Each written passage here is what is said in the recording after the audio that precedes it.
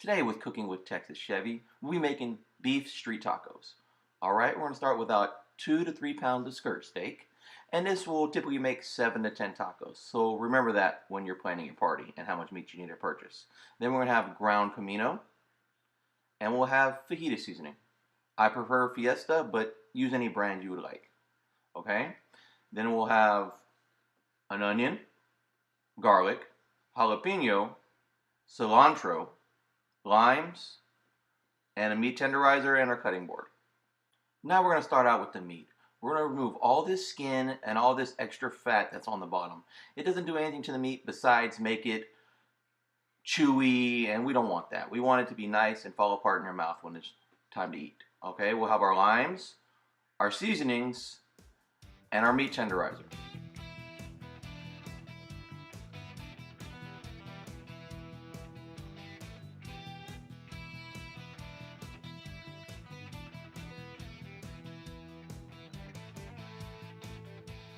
Alright, now that we got the last bit off the bottom of the meat, we're going to be getting ready to do the tenderization and the seasoning of the meat.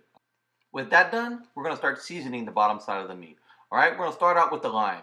To get this juice out of the lime a lot easier, we're going to run it under warm water for about 10 to 15 seconds. Now we're going to roll it for about 5 to 7 seconds. And we're going to press firm on this to make sure we're breaking it on the inside. You'll be able to tell when this is done because the lime will be a lot softer than it was before. Alright, we're going to put half a lime on each side of the meat. Now we'll start the seasoning. We're going to put Fajita Seasoning on first. We're going to put a good layer of this on here. Don't put too much because we don't want to over salt the meat. Because anything too salty is not good, you know this. Then we're going to do the Comino. The Comino, it's really strong, so we don't want to put too much on there. Just put a thin line of the Comino down the center of the meat. We're going to be rubbing it into the meat, so if you get a little more in one spot, don't worry about it.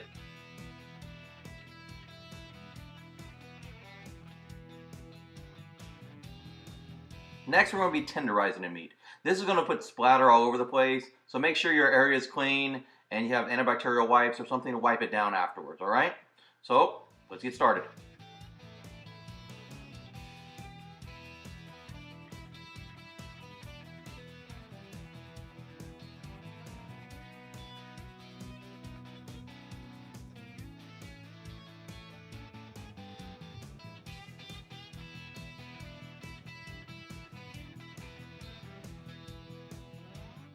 Alright, now that we're done with that side, we're going to flip it over and do the exact same thing to this side.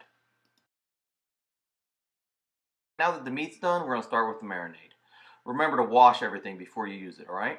We have half an onion, 1 jalapeno.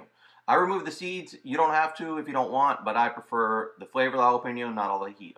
We'll also be using 2 cloves of garlic, and we'll be using 2 whole limes, alright? Remember to roll it and run it under that warm water to make that juice come out easy. We'll also be using a cup and a quarter of cilantro. Add all your ingredients to your blender, Vitamix, food processor, whatever you choose to use. Myself, I'm using a Vitamix blender. Also, after you added all that, add a little bit more Fajita seasoning, not too much because you don't want to over-season, as I said before. Just add a little bit. Now that the marinade is complete, let's throw all the meat and the marinade in a single bag. You can use a Ziploc.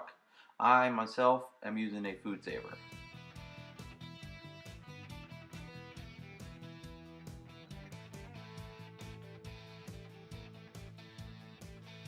Once everything's nice and sealed, just to make sure the marinade's all on the meat, I leave a little bit of air in there just so I can do this. If you take out too much air, you won't be able to move it at all because it'll be too tight. So just remember to leave a little bit of air in there so you're able to move the meat and the marinade and mix them together really well. Now we'll just leave it in the refrigerator for the next 24 hours and we'll be ready to go tomorrow. Now that the meat's been in the fridge for the past 24 hours getting marinated, we're going to get ready to throw it on the grill. But while we're prepping the grill, we're going to leave this on the counter to allow the temperature to rise a little bit so we're not throwing it on there extremely cold. We're going to be leaving this on the grill for about 35 to 40 minutes, and we're going to be flipping it between 15 and 20 minutes in.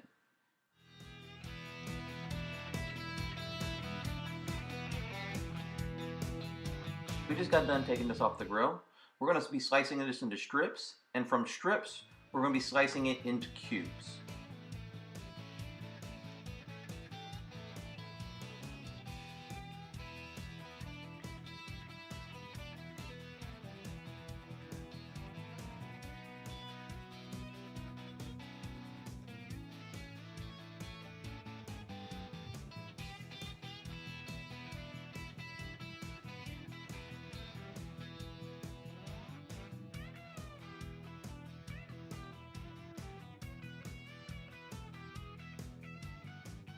Alright, once that's done, your meat can be served now, but I want you to try this next step. This is something I always do with my meat, and I feel it gives it a way better flavor.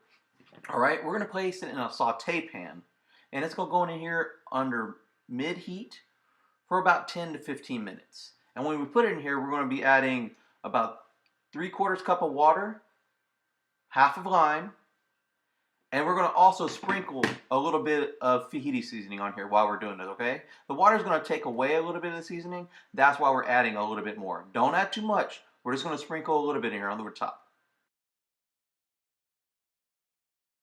With the meat being almost done, you can start warming up the tortillas. I'm going to warm up the tortillas using a cast iron griddle.